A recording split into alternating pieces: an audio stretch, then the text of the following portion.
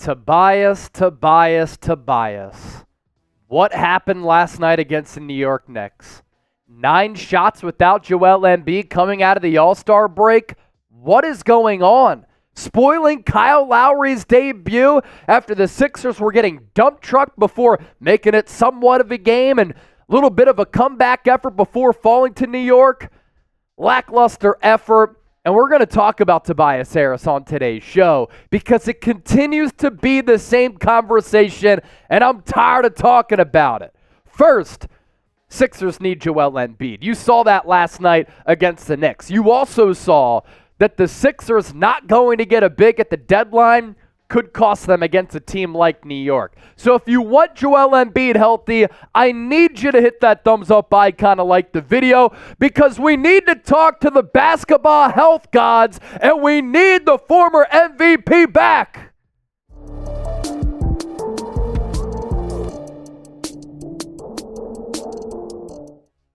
Had to get that off my chest a little bit. All right, we're rocking and rolling. This is Philadelphia 76ers now by Chat Sports. I'm Chase Sr. And coming up on this beautiful Friday for all of my beautiful people, dissecting the 76ers loss to the Knicks. A lot of bad, some good. Sixers falling by a final score of 110-96. Got off to a slow start.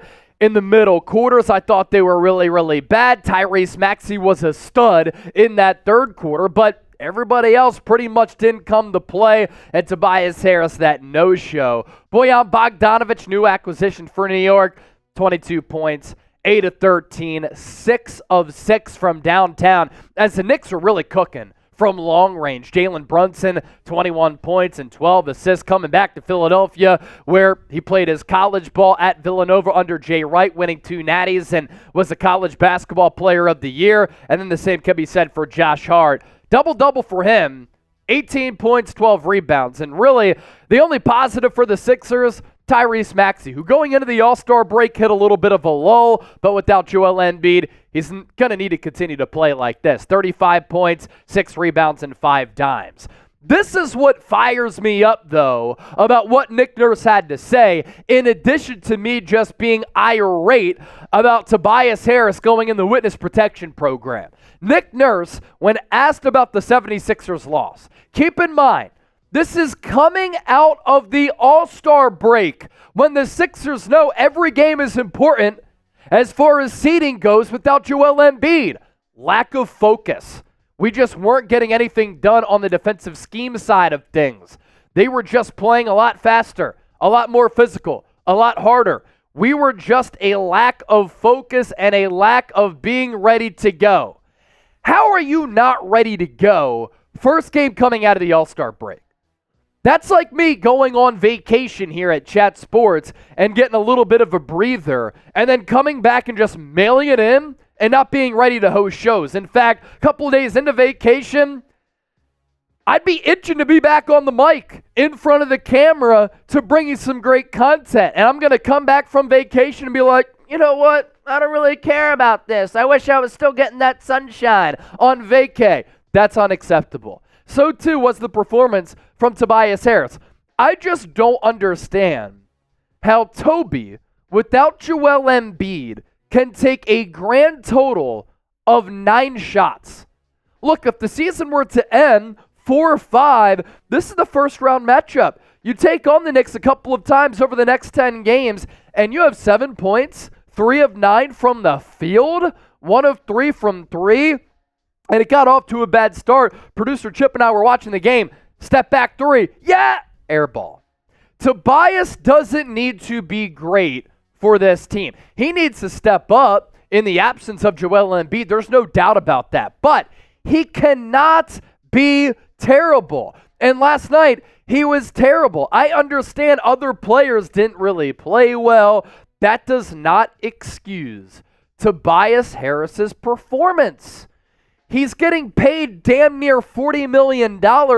I need more than 9 shots without Embiid from my nearly $40 million per year guy. Nick Nurse on Harris. Listen. I think he didn't quite get into the flow of things. He didn't get a whole lot of shot opportunities. Just again, I think he's certainly a rhythm guy, and we need to get him into a rhythm. I'm sure he'll be better tomorrow on Friday. That game tonight against a very hot Cleveland Cavaliers team who the Sixers did beat going into the break. And Kyle Lowry's not going to play for Friday's game because of the conditioning rules, not because he took that shot to the face. And Harris is going to have more opportunities. I'm sure he'll be better tomorrow. Well, he can't be much worse. Let's be real there. In all seriousness, the Sixers cannot afford for Tobias Harris to disappear against good teams. And this is why you worry about this team going into the dance, because you don't know what type of Harris you're going to get. And that brings up an interesting question. Should the Sixers bench him? Is it a little bit too early? I'm just so tired of seeing these no-shows time and time again. I need to see more. I need to see a bigger want-to. I want to see Tobias Harris take more than 9 shots. I don't think that's asking too much. Now let's get to our sponsor for today's 76ers now. It is Factor. Then we'll talk some Kyle Lowry because, like Tyrese Maxey, another one of the bright spots, 50% off when you use the code SixersChat50. And let me ask everybody out there, do you want a meal delivery service where everything is delivered straight to your door? You don't have to do any meal prepping. You don't have to go to the grocery store. You don't have to do any cleaning up. And then with these chef-crafted, dietitian-approved meals that are healthy, tasty, that have all types of different options like keto, keto plus, veggie, and protein with all these great meats here on your screen, you can just plug them into the microwave for a couple of minutes. You sit down, you enjoy them after a long day. That's what producer Chip and I do. We grind here at Chat Sports. This is not a normal 9 to 5. And on top of that, I got a running streak closing in on 300 days. I'm a busy, busy dude. I was at the Natty in January, the Super Bowl a couple of weeks ago in Las Vegas. I'm going to the NFL Scouting Combine in Indianapolis next week. I'm always on the go. That's why I love Factor meals. But with how seriously I take my health and wellness, I want to make sure that I am eating very nutritious meals that are good for me and taste really good. With Factor meals, they're incredible, and you can save 50% off. That's right, 50% off. FactorMeals.com/SixersChat50. You've seen how I went off on Tobias Harris going the full 100.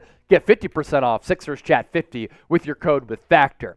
So an interesting question here that I want to circle back to with Tobias Harris. Could the Sixers bench him, right? And that might sound crazy. But is it crazy for the Golden State Warriors to bench Klay Thompson, who's a far better player, far more productive player, far more accomplished player at the NBA level with 4 NBA championships? It's worked out pretty early for Golden State where they bench Klay Thompson, and his numbers have been a lot better as compared to him being a part of that starting 5. 2 games off the pine, 19 points per, 45% from the floor, and 47% from three-point range. Klay Thompson has seemed fired up, but this has been a move for Steve Kerr where he maneuvered it, and it's worked out. You bench Tobias Harris, could it work out? You bring him in off the bench, it could allow him to get more looks. Nick Nurse couldn't find a rhythm. He's a rhythm guy. That's been part of the problem with his Philadelphia 76ers stint is because he's not a 1 or 2 option. When he doesn't get into that rhythm, it's like he just craters. So you bring him in off the bench, he gets more looks with the second unit against second unit guys, and he can be more aggressive to draw some mismatches. The only drawback here, Harris does seem to struggle when he's not in rhythm early. So coming off the bench could make that even worse. Look, he's a walking 20 points per game guy when he's playing really, really well. But right now, for the Sixers, he's just way too Jekyll and Hyde. So it's a little bit out there. It's a little bit extreme, but I'm interested to get your thoughts. Should the Sixers bring Tobias Harris in off the bench, B for bench, S for start? Let me know what you're thinking.